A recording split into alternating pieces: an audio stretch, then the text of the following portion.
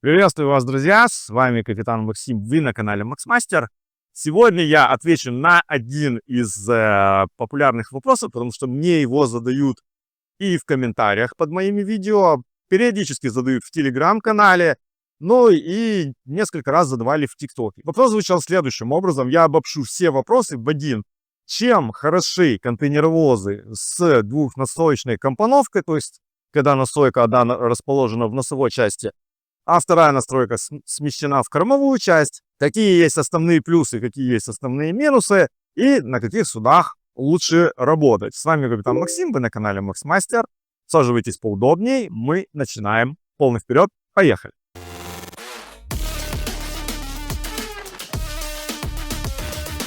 Некоторое время назад, уже, не то что не так давно, уже какое-то продолжительное время, корабелы строят контейнеровозы с двумя настройками. Вот у нас классическая компоновка на норме, настройка смещена больше в кормовую часть, но есть вот такие вот контейнеровозы, как носовая настройка, там где располагаются жилые помещения, она соответственно смещена больше в нос, и кормовая настройка, там где расположено машинное отделение, сама настройка это как бы фальш-труба со всеми сопутствующими помещениями и механизмами, расположена соответственно ближе к корме. И спросили про основные преимущества и недостатки таких контейнеровозов. Давайте начнем с преимуществ. Смотрите, какие есть преимущества. Во-первых, носовая настройка, как правило, жилая, и там располагаются как жилые, так и нежилые помещения. То есть те помещения, где экипаж проводит основные виды своей жизнедеятельности, так живут, развлекаются, где-то кто-то работает тоже, потому что несут вахту. Тем не менее, штурмана-то на мостике, который расположен как раз носовой настройки, там и рабочий, получается, помещения также есть. Также там столовые, спортзалы, ТВ-румы, каюты и так далее и тому подобное. В общем, все, что касается экипажа, расположено там. Касается экипажа и касается навигации. Все расположено именно в носовой настройке. А в кормовой настройке расположено машинное отделение со всеми механизмами и сопутствующими помещениями. То есть там расположен главный двигатель, вспомогательные двигатели, сепараторная, пусковые баллоны и так далее и тому подобное. Все, что касается машинного отделения. Фальш-труба с выхлопом. Из этого сразу вытекает первый плюс, потому что так как машинное отделение расположено на каком-то расстоянии, то есть 150-200 метров от жилой настройки, то существенно уменьшается вибрация, потому что вибрацию нам создает в основном это грибной винт наш. Да, он вращается, от этого получается вибрация, и если машинное отделение расположено непосредственно под жилыми помещениями, то вибрация на высоких оборотах очень сильно ощущается. А так как машинное отделение удалено на 150-200 метров, в зависимости от размера такого контейнеровоза, может быть 100 метров, в общем, она удалена на какое-то расстояние от жилых помещений, то, соответственно, вибрация уменьшается, так как винт еще дальше, получается, расположен. Главный двигатель дальше, вал грибного винта дальше, сам грибной винт дальше, и поэтому вибрация и звуковое сопровождение, которое происходит от работы главного двигателя, а там иногда бывает очень шумно в машинном отделении, то звуковое сопровождение тоже уменьшается. Это является несомненным плюсом такой компоновки двухнастроечной. Дальше, второй плюс основной, это уже для судовладельцев, так как такая компоновка позволяет разместить больше груза на палубе. У нас есть так называемый visibility line, вот я сейчас нахожусь на мостике, я смотрю вперед, и есть минимально допустимое расстояние, которое я не могу видеть перед носом судна. Вот смотрите, сейчас я вам покажу, видите, я стою здесь, смотрю на носовую мачту, я не вижу, что непосредственно находится под носом судна, под форштевнем. То есть какое-то расстояние, которое я не вижу. И Visibility Line как раз регламентирует вот это вот минимальное расстояние, которое мне разрешено не видеть перед настройкой, перед носовой частью судна. Соответственно, поэтому мы грузим контейнеры так, что больше всего ярусов перед мостиком. Дальше, так как высота глаза наблюдателя, в данном случае моя, находится здесь, я вижу, смотрю в носовую часть и вижу под углом. Поэтому сначала идет прямо перед мостиком много ярусов, там 8, дальше 7, 7, 6, 6, 5, 4, 3, 2, и так далее. И уменьшается там до какого-то уровня. Именно поэтому такая компоновка классическая не позволяет много грузить под надстройкой. За надстройкой требования по Visibility Line нету, поэтому там можно грузить больше. И расположение носовое такой надстройки, вот где я нахожусь, да, в данном случае навигационный мостик, если он сдвинут больше вперед, то, соответственно, угол уменьшается, и требование по Visibility Line становится более лояльным. И уже за настройкой вы можете грузить больше груза. Поэтому, сместив жилую настройку, соответственно, там, где находится навигационный мостик, где я в данном случае нахожусь, смещение ее больше в носовую часть позволяет за нее, за мостиком уже погрузить больше груза. А это все деньги, потому что чем больше ярусов вы погрузите, соответственно, тем больше судовладелец заработает за каждый контейнер. Там, в зависимости от того, куда мы его везем, там суммы бывают довольно-таки приличные. Это Visibility Line, друзья, еще высчитывается до погрузки, до утверждения грузового плана на следующий порт.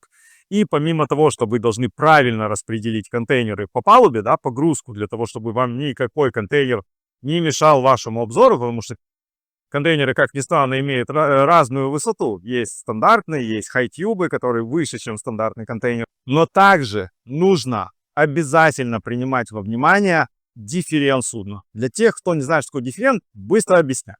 Смотрите, есть носовая осадка, допустим, 10 метров. Есть кормовая осадка, допустим, 15 метров. Разница между ними, да, это и есть дифферент. То есть в данном случае 10 и 15, разница между ними 5 метров на корму. То есть судно притоплено кормой. Судно имеет дифферент на корму 5 метров. В данном случае судно будет стоять примерно вот так. То есть корма больше притоплена, нос менее притоплен, но тем не менее тоже может находиться под водой. В большинстве случаев дифферент 5 метров это приемлемо. Мы стараемся ходить с дифферентом 0. То есть, либо близко к нулю. То есть для того, чтобы у нас был ровный киль. Чтобы носовая осадка была одинакова с кормовой. Если же у вас, допустим, дифферент 5 метров, вот как в таком случае, да, на корму, извините, что на руке показываю, нет у меня макета, и, смотрите, стою я здесь, вот плюс-минус, да, вот тут корма, стою я здесь, смотрю вперед, я смотрю, грубо говоря, мне мешает нос. Если я стою здесь, то мне нужен уже меньше угол, чтобы смотреть вперед, у меня Visibility Line лучше. Если я стою вообще в носовой части, у меня все видно. Поэтому нужно принимать во внимание также дифферент, то есть разницу между носовой осадкой и кормовой. Чем меньше дифферент, тем лучше Visibility Line. Потому что я стою здесь, мне ничего не мешает смотреть вперед. Поэтому, как вы понимаете, мы стараемся держать нулевой дифферент. Я стою здесь, мне ничто не мешает смотреть вперед, даже несмотря на то, что моя настройка, наша настройка находится на расстоянии, на удалении 250 метров от носовой конечности судна, 250 туда, 100 в корму. Вот здесь нахожусь я. Если бы же у нас был дифферент в 10 метров, то я стоял бы, смотрел бы куда-нибудь в небо, в космос и на звезды ночью. Потому что из-за дифферента мне бы очень сильно мешал, мало того, что сам дифферент, еще и груз, который находится у нас на палубе. В целях погрузки большего количества груза, зарабатывания, соответственно, больше денег, такое расположение настройки является более выгодным. Далее перейдем сразу к минусам компоновки. И как бы странно это ни звучало, но расположение машинного отделения от жилой настройки — это один из минусов. Как он является как плюсом, так и минусом. Почему он является минусом? Правильно, те из вас, кто механики меня смотрят, уже догадались, потому что на работу механикам нужно ходить дальше, дольше, да, и дальше, и дольше. Потому что если машина располагается прямо под жилой настройкой, просто на лифте вы приехали в машинное отделение, там, или в ЦПУ, или на палубу выше, смотря куда лифт идет, а там вам нужно пройти какое-то расстояние до работы, там, 150-200 метров. Сейчас люди, которые ездят по 40 минут в час на работу каждый день туда и обратно, наверное, меня проклинают, но тем не менее, это является минусом. Это в рабочее время, да, но вахтенный механик, представьте, он, если выходит какой-то аларм, он находится у себя в каюте, соответственно, ночью выходит какой-то аларм, какая-то сигнализация срабатывает, ему нужно пойти проверить визуально, что все нормально в машинном отделении, то есть он ночью, там, в час ночи, в 2 часа ночи, в 3 часа ночи, выходит у него сигнализация в каюте, он вынужден пойти туда, в машинное отделение, какое-то расстояние пройти, проверить и вернуться. И таких алармов может быть не один, не два, там, 5-6, зависит от, за ночь, зависит от состояния машинного отделения. Поэтому это как бы минус, потому что приходится туда ходить периодически, особенно по ночам, не очень приятно. Но есть контейнеровозы, где в такой настройке в кормовой есть специальная, находится специальная комната для вахтенного механика, но, как правило, насколько я знаю, там никто не живет во время несения вахты. Все предпочитают проводить время в каюте и периодически ходить во время срабатывания сигнализации в машинное отделение. Вторым основным таким минусом расположения такой настройки это то, что для штурманов ничего не видно, что происходит сзади. И нужно сначала привыкнуть, что у вас полис поворота, есть такая у нас точка на судне, которая называется полис поворота. Вы должны понимать, что когда судно поворачивает, поворачивает не как автомобиль, да, вы поворачиваете на автомобиле колеса, передние у вас поворачивают, и у вас носовая часть поворачивает на автомобиле. На судне происходит это несколько по-другому. Когда вы перекладываете штурвал на какой-то из бортов, либо просто меняете курс, судно, оно не поворачивает как машина, поворачивает оно по-другому. Поэтому есть такое понятие на судне, как полис поворота. Это такая точка, вокруг которой действуют силы, которые влияют вот именно на то, как судно изменяет курс. Чтобы не говорить сильно умными словами, полюс поворота — это теоретическая линия, которая находится на плоскости, вокруг которой вращается судно. Ну, как-то так. Точка, она не статична, она динамична. Она зависит, ее расположение зависит от того, какой курс судна, какая скорость судна, какие силы влияют внешние на судно. И она никогда не находится в одном месте. То есть, имея определенную скорость, вам нужно изменить курс судна в какую-то сторону, да, на правый или на левый борт. При определенной скорости она может располагаться в разных частях на осевой линии судна. Поэтому при движении, допустим, вперед, она будет в одном месте находиться при определенной скорости. При движении назад, задним ходом, да, в корму она будет располагаться в другом месте на осевой линии судна. Поэтому она не статична, она постоянно перемещается. Ну, большинству людей в мире, 90%, наверное, даже не нужно знать, что такая точка, как полюс поворота существует. И на контейнеровозе с носовой настройкой к ней нужно привыкнуть, потому что когда вы работаете на классической компоновке, вот как я сейчас нахожусь, повторюсь, то я уже привык, да, что мы перекладываем штурвал, судно там заносит корму сначала в одну сторону или в другую сторону, потом начинают поворачивать. Если бы настройка находилась в носовой части, то же самое бы происходило, но я бы по-другому это ощущал. И к этому нужно просто привыкнуть. Это не тяжело, это, буквально, не знаю, занимает очень короткое время, но тем не менее сначала это очень непривычно. Я на симуляторе несколько раз работал с таким судном, нормально все привык. Буквально за один-два раза мы пришвартовались на симуляторе, я уже понимал, что куда в судно идет, потому что в основном ничего не меняется, просто меняется ваше расположение на борту судна. Это основной плюс, основной минус. А так, настройка как настройка. Да, там приятнее находиться, потому что там меньше вибраций, меньше шума. Но механикам неприятно бегать ночью. Для судовладельца классно, что можно погрузить больше груза. Но с другой стороны, штурманам нужно какое-то время, чтобы привыкнуть к маневренным характеристикам такого судна и расположению такой настройки. Все. Дальше есть какие-то незначительные плюсы и минусы. Но вот это вот основных два плюса, два минуса при расположении, при компоновке двухнастроечного контейнеровоза.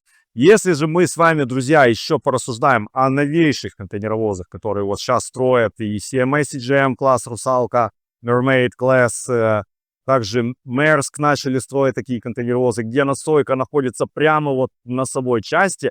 Вот идет надстройка, и либо там mooring station перед ней, и все, либо настройка, и все, и сразу носовая конечность судна. То есть даже mooring station где-то закрытый находится вот именно в носовой части. Там есть еще такое неудобство, во-первых, вы, если плохая погода, то ловите волну сразу же, да, то есть вы в нее ныряете, грубо говоря, не дай бог.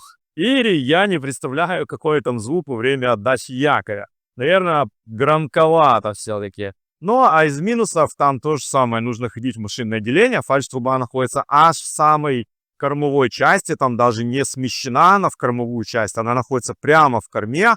Там, по-моему, то ли слева, то ли с правого борта фальш-труба. Вот, и она находится в самой корме. Из плюсов, кстати, очень короткий бал грибного винта. Что там, что там. И чем ближе кормовая настройка смещена к корме, то тем короче бал грибного винта. Это, соответственно, влияет на его обслуживание. Грубо говоря, чем короче вал, тем меньше его нужно обслуживать. Класс вот Mermaid, CMA CGM, они там что-то вроде около всего 2000 контейнеров берут себе на борт в 20-футовом эквиваленте. Но их строили тоже с определенной целью, то есть заходить в такие порты, которые могут их принять. Потому что, допустим, вот этот контейнеровоз, на котором я сейчас работаю, 350 метров в длину, 42 в ширину, 15 метров максимальная осадка. Ну, не каждый порт его сможет принять, который находится, допустим, на реке, где-то по реке. А вот эти контейнеровозики, они довольно шустрые, довольно компактные и могут заходить в порты, где, в принципе, для них есть работа. Просто для общего понимания контейнеровозы такие строят специально уже под какую-то линию. Их не просто так строят. То есть не строят судно и потом ищут для него работу. Такие крупные компании, как CMA и CGM, допустим, вот в частности, если мы говорим про их контейнеровозы новые, они строят суда для определенных линий, где уже есть договора, где у них есть свои терминалы, и они, строя судно, уже знают плюс-минус, где оно будет работать, и уже плюс-минус знают, сколько денег оно будет приносить. Точно так же поступают другие крупные игроки на контейнерном рынке, такие как Maersk, такие как MSC, Hapag-Lloyd. Ну, Hapag-Lloyd в меньшей степени, потому что все-таки у них не столько много своих там каких-то портов, терминалов и так далее. Вот. А вот эта вот большая троица, которую я назвал, они строят суда, уже конкретно зная линию, уже у них есть контракты, у них есть груз. У них, во-первых, свои терминалы, свои контейнеры, свои логистические агентства, свою медиа, ну, очень много всего. Поэтому, строя судно, уже плюс-минус они представляют, через сколько оно окупится и сколько с него можно будет зарабатывать. И потом, кому его можно будет продать. Ну, сейчас никто не продает, сейчас, наоборот, все только расширяют свои флотилии, потому что работы на самом деле достаточно. И как вы, наверное, уже знаете, друзья, кто следит за морской индустрией, либо за моим каналом, что сейчас очень большое количество контейнеровозов строят, которые могут использовать в качестве основного топлива сжиженный газ. Ну, сжиженный газ плюс еще какое-то топливо, обычно это дизель. Их называют dual fuel, то есть суда, которые способны работать на двух видах топлива основного. И вот в таких контейнеровозах, они есть тоже их огромное количество двухнадстроечных, а в основном они только и двухнадстроечные, как ни странно. Топливные танки с этим самым сжиженным газом находятся под жилой надстройкой. То есть бункер-станция, это та станция, через которую мы принимаем топливо, либо сдаем сладж, да, отработку какую-то. То есть бункер-станция плюс топливные танки с сжиженным газом находятся под надстройкой, то есть под жилыми помещениями. Насколько это безопасно? Но мне кажется, если так строят, то, наверное, это все-таки безопасно. По крайней мере, на сегодня неизвестно о каких-то случаях взрыва, либо то, что там люди потравились. Поэтому я думаю, что это даже нельзя отнести к минусам. Просто это какой-то такой момент, что люди должны осознать, на чем они живут, над чем они живут, и с этим смириться. Ну, потому что никак, ничего с этим не поделаешь, но мне кажется, что безопаснее располагать эти танки где-то, ну, подальше от жилых помещений. Возможно, в этом есть какой-то смысл, пока мне не совсем понятный. Попаду на такое судно, попытаюсь его выяснить, опять же. Нет у меня особого желания, честно говоря, попадать на такое судно, но их становится все больше и больше. Индустрия движется к тому, чтобы был zero emission через какое-то определенное время. Не знаю, насколько это все будет в реальности, насколько будет нулевой выхлоп в атмосферу. Но, по крайней мере, к этому стремятся. Поэтому все больше и больше судов, контейнеровозов, других типов судов появляется. либо вот, который используют в качестве основного топлива газ. Также я рассказывал вам, помните, про роторные паруса, про паруса, которые сделаны из композитных материалов. То есть судовладельцы пытаются как-то снизить выхлоп в атмосферу для того, чтобы соответствовать требованиям IMO, да, International Maritime Organization, по вот этому уменьшению выхлопа в атмосферу. И очень много таких контейнеровозов двухнастроечных, именно вот, которые могут работать на двух типах топлива, одно из которых сжиженный газ. Этот аспект, друзья, я, скорее всего, отнес бы, наверное, к минусам, потому что проживать на баллонах с сжиженным газом, которые находятся непосредственно прямо под жилыми помещениями, мне кажется, все-таки как-то небезопасно. Может быть, я чего-то не знаю, когда попаду на такое судно, а я когда-нибудь на него попаду все-таки. Но это мое мнение. Это как бы минус. Но с другой стороны, это плюс, потому что меньше выхлоп в окружающую атмосферу, да, в окружающую среду, меньше загрязнения атмосферы. И для экологии это большой плюс. Как бы и плюс, и минус, опять же. Вот это, друзья, основные плюсы и минусы, о которых мне хотелось вам рассказать. Это мое субъективно-объективное мнение, какое оно субъективное или объективное решать вам. Что касается на тему, которая касается контейнеровозов с двухнастроечной компоновкой. На чем же лучше работать? Честно говоря, я не смогу вам ответить на этот вопрос, потому что я работал на контейнеровозах только с классической компоновкой на сокет. Лично мой опыт. Я работал на контейнеровозах, где настройка смещена либо в кормовую часть, либо вообще находится в корме. И за настройку уже только mooring station. Поэтому мне тяжело ответить. Я могу ссылаться на слова своих коллег. Там мнения разделяются, но где-то 60/40 все-таки люди отдают предпочтение работе на контейнеровозах с двухнастроечной компоновкой. Посмотрим, я уверен, что когда-нибудь я на них попаду, и мы потом сделаем выводы уже на основании собственного опыта. Вот такой ликбез у нас получился по этим контейнеровозам. Планировал его на 5 минут ответить на вопрос конкретного человека, но получилось несколько подольше. Спасибо вам за внимание. С вами был капитан Максим. Вы были на канале Максмастер. Я нахожусь на мостике. Все, на связи.